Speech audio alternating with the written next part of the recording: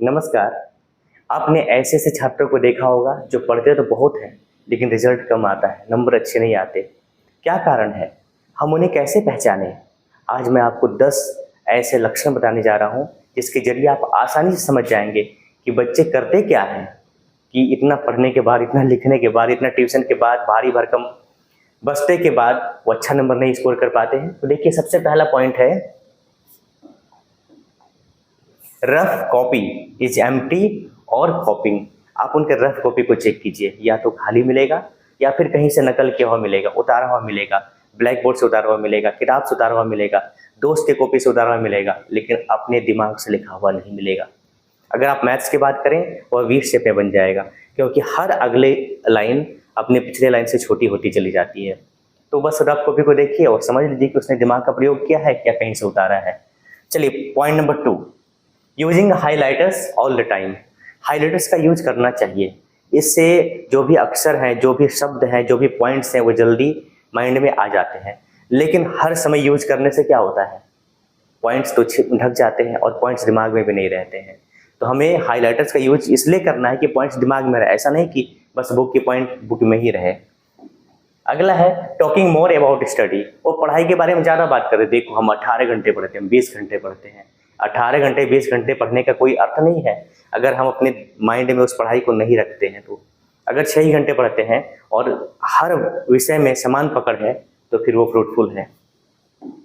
अगला है afraid of asking questions, यानी कि वो क्लास में क्वेश्चन नहीं पूछते हैं, क्वेश्चन पूछते भी हिचकिचाते हैं, या उनके प्रेस्टीज पे बन जाता है कि अगर मैं क्वेश्चन पूछूंगा तो लोग समझेंगे कि इसको क्वेश्चन का आंसर नहीं आता है।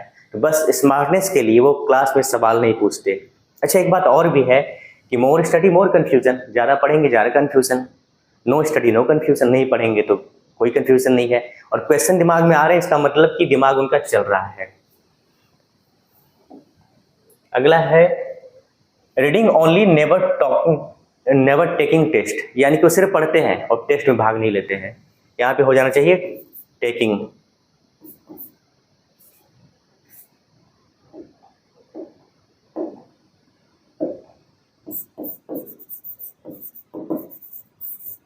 यानी कि टेस्ट में वो भाग नहीं लेते, बस सिर्फ पढ़ेंगे पढ़ेंगे। और जो अच्छा विद्यार्थी होता है वो टेस्ट में इसलिए बैठता है कि अपनी कमियों को ढूंढ सके, उन पे काम कर सके। आगे बढ़ने का यही मूल मंत्र है कि अपनी कमियों को ढूंढना। अगला है making excuses for mistakes, blame game. मुझे नहीं आता है बिकॉज ऑफ यू, मेरा ये चीज़ खराब है आपकी वजह से, मेरा ये विषय कमजोर है आपकी वजह से। आगे बढ़ना है तो जिम्मेवारी लेनी पड़ेगी, और मेरे साथ कहिए कि इस काम के लिए मैं रिस्पॉन्सिबल हूँ, इस गलती के लिए मैं रिस्पॉन्सिबल हूँ। जब आप रिस्पॉन्सिबिलिटी लेना शुरू कर देते हैं तभी से आप आगे बढ़ना शुरू कर देते हैं। अगला है beautiful notes and weak understanding. Notes तो उन्होंने बड़े सुंदर बनाया है, कहीं से बुक से, गेस्ट पेपर से, गाइड से, टीचर से, दोस्त से, लेकिन नोट्स तो बड़ा सुंदर बना लिया है, लेकिन समझ बिल्कुल जीरो है। तो समझ जाइए कि ये सिर्फ नोट्स तक ही है, दिमाग में कुछ भी नहीं है। अगला comparing with others all the times.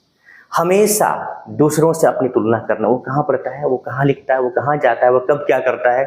दूसरे के बारे में सोचना है, अपने बारे में तो सोचना ही नहीं है कि मैं कब पढ़ता हूँ, मैं क्या पढ़ता हूँ, मैं किस बुक को रेफर करता हूँ। तो comparing with others all the times, यानी हर समय दूसरे के बारे में सोचना। फिर अगला है मेनी बुक्स नो मास्टरी। बहुत सारी किताबें और किताबों पर कोई पकड़ नहीं। कुछ लोग होते हैं कि 100 बुक को एक बार पढ़ते हैं, लेकिन 100 बुक को एक एक बार पढ़ने से ज़्यादा बेहतर है कि एक बुक को 100 बार पढ़ा जाए, ताकि उसमें कम से कम मास्टरी हो जाए।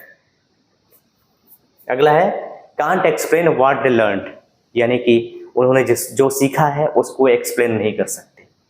देखिए, पढ़ने का अर्थ क्या है, चीज़ें माइंड में हो, हम मुंह से बोल सकें और कलम से लिख सकें।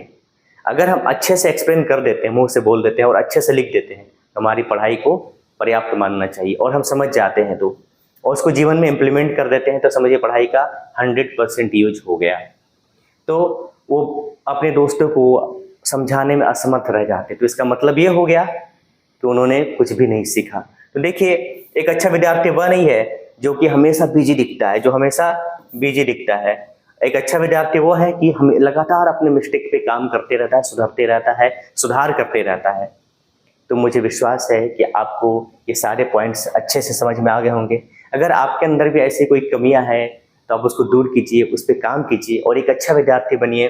तो अगर ये वीडियो आपको फ्रूटफुल लगा हो तो कृपया लाइक करें, शेयर करें, सब्सक्राइब करें और कोई क्वेश्चन हो तो कमेंट बॉक्स में ज़रूर लिखें। तो आपने वीडियो को बहुत ध्यान से देखा, इसके लिए बहुत बहुत धन्यवाद। फिर मिलते हैं अगले वीडियो में, बाय।